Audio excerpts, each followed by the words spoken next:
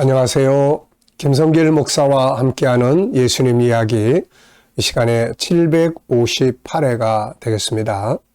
이 시간의 제목은 베드로의 통곡입니다. 자, 마태복음 26장 69절부터 75절까지를 보겠습니다. 베드로가 바깥 뜰에 앉았더니 한 요종이 나와 이르되 너도 갈릴리 사람 예수와 함께 있었도다 하거늘 베드로가 모든 사람 앞에서 부인하여 이르되 나는 네가 무슨 말을 하는지 알지 못하겠노라 하며 앞문까지 나아가니 다른 요종이 그를 보고 거기 있는 사람들에게 말하되 이 사람은 나사렛 예수와 함께 있었도다 하며 베드로가 맹세하고 또 부인하여 이르되 나는 그 사람을 알지 못하노라 하더라. 조금 후에 곁에 섰던 사람들이 나와 베드로에게 이르되 너도 진실로 그 도당이라 내 말소리가 너를 표명한다 하거늘 그가 저주하며 맹세하여 이르되 나는 그 사람을 알지 못하노라 하니 곧 닭이 울더라. 이에 베드로가 예수의 말씀에 닭 울기 전에 네가 3번 나를 부인하리라 하심이 생각나서 밖에 나가서 심히 통곡하니라. 아멘. 자, 본문을 보면 참 베드로의 안타까운 모습이 나타납니다. 예수님을 부인하고 3번씩 모른다고 하고 마지막에는 예수를 알면 저주를 받는다고 하고 그러면서 닭의 울음소리 듣고 깨닫고 밖에 나가서 통곡하는 이 베드로의 장면을 보면 참 정말 안타깝지 않을 수 없죠. 그는 이 사건이 있기 몇 시간 전에 주님 앞에 충성 맹세를 했습니다. 그 내용이 마태복음 26장 31절부터 기록이 되는데요. 그때 예수께서 제자들에게 이르시되 이제 겟세마네에 올라가시면서 예수님 제자들에게 이 말씀을 하신 거예요. 오늘 밤에 너희가 다 나를 버리리라. 기록된 바 내가 목자를 치리니 양의 떼가 흩어지리라 하였느니라. 그러나 내가 살아난 후에 너희보다 먼저 갈릴리로 가리라.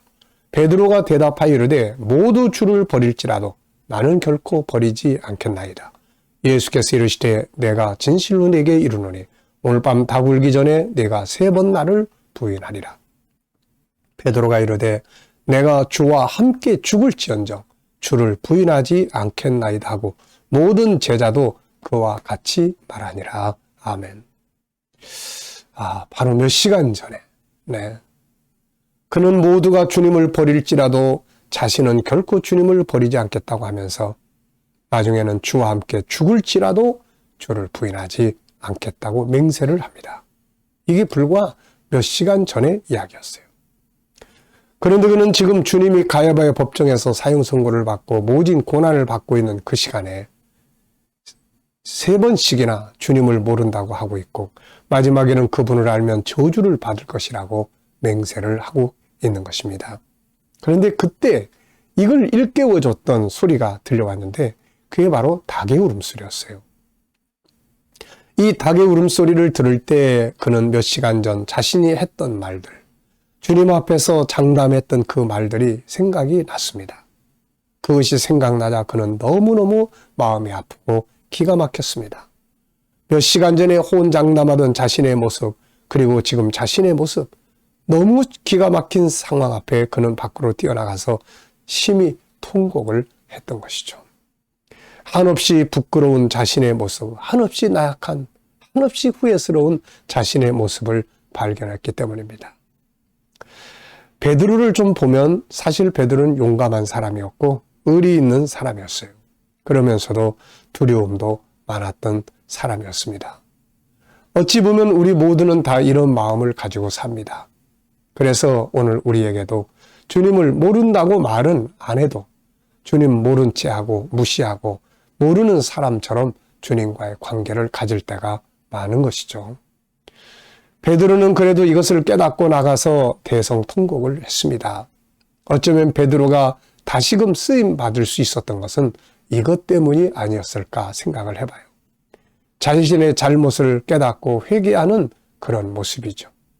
끝까지 자신이 맹세하던 그 모습대로 지키고 갔더라면 더 좋았겠지만 사람은 항상 이렇게 약한 존재예요.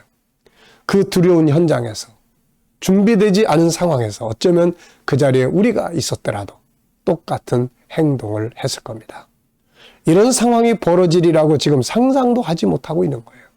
이들은 다 다윗 왕국의 거창한 꿈을 가지고 지금 이 자리에 있는 겁니다. 그런데 갑작스럽게 벌어진 생각지 않은 이 상황 앞에서 이런 베드로는 자기도 당황스럽고 그런 속에서 예수를 부인하게 된 거예요. 우리 모두가 다 누구나 다 이런 당황스러운 사건 앞에서는 그럴 수밖에 없는 거예요. 그러나 베드로의 가룟 유다의 차이점은 여기 있는 것 같습니다. 가룟 유다는 주님을 팔아먹고 나중에 잘못된 것이라는 걸 알았지만 그는 통곡하고 회개하는 이런 시간을 갖지 못했어요. 오히려 그는 스스로 자기를 버려버립니다. 그런데 베드로는 주님 앞에 큰 잘못을 저질렀지만 마음 아파하고 눈물로 통곡하는 시간을 가지고 있는 거죠. 이것이 베드로가 다시금 쓰임받는 길이 될 수 있었던 것 같아요. 그는 후에 남은 인생을 사명 감당하면서 늘 이 부분을 생각하고 살았을 거예요. 그래서 주님 앞에 더 충성되게 살았고 마지막에는 순교하게 되고 그것도 거꾸로 매달려서 주님 앞에 순교의 제물이 될 수 있었던 겁니다. 잘못은 누구나 다 저지를 수 있습니다. 그러나 그것을 깨닫고 통곡하며 애통해하는 자는 많지 않은 거죠. 베드로를 중심으로 한 신앙생활을 하는 교단이 루터교입니다. 그런데 그 루터교는 예배당 지붕 위에 십자가 대신에 닭을 올려놨어요. 아마도 베드로가 닭의 울음소리를 듣고 회개한 것을 교훈 삼으려고 한 것 같습니다. 오늘 우리는 어떤가요? 우리의 삶에서 수없이 주님을 부정하고 우리가 주님을 모른 척하고 내 이익에 따라서 주님을 멀리하고 모른 척하고 배반할 때가 우리에게도 사실 많은 것이죠. 그러나 우리는 닭의 울음소리를 들어도 자신의 잘못을 깨닫지 못하고 살아갈 경우가 많습니다. 어쩌면 이 베드로는 닭의 울음소리를 듣고 자기 잘못을 깨달았는데 이 사람 참 복 있는 사람이에요. 닭은 지금도 울고 있죠. 그런데 그것을 듣고 과연 내 잘못을 돌아보고 깨닫는 사람이 얼마나 있을까요? 구약에도 이런 사람이 있었습니다. 바로 다윗입니다.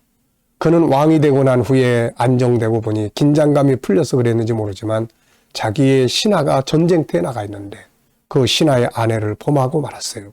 나중에는 그게 들킬까봐 그 아내의 남편까지도 죽음에 이르겠습니다. 그때까지도 깨닫지 못했어요. 그러다가 선지자 나단이 가서 비유를 들어서 권면을 할 때 그는 깨닫게 됩니다. 그리고 그는 하나님 앞에 울며 회개를 하는데 그때 그 마음을 담은 시가 바로 시편 51편이에요. 이 시를 보면 그가 얼마나 애절한 마음으로 하나님 앞에 회개했는지를 보여줍니다. 잘못을 범하지 않으면 더 좋겠지만 인간은 죄성을 가지고 있기 때문에 잘못을 범할 때가 많습니다. 그러나 중요한 것은 그것을 깨닫고 하나님 앞에 눈물 흘릴 수 있는 자가 되어야 하는 것이죠. 하나님은 애통해하는 자를 긍휼히 여기십니다. 그리고 외면하지 않으시는 것이죠. 오늘 우리들의 삶 속에 베드로처럼 예수님을 모른 척하고 사람들 앞에서 예수님 부끄러워하고 또 내 이익이 있으면 예수님을 모른다고 하고 모른 척하고 살 때가 얼마나 많아요. 우리도 이제는 닭의 울음소리가 들려오면은 한 번쯤 그래 베드로를 생각하면서 나 자신을 돌아볼 수 있는 그런 시간들이 됐으면 합니다. 이 시간 말씀 여기서 마치겠습니다. 감사합니다.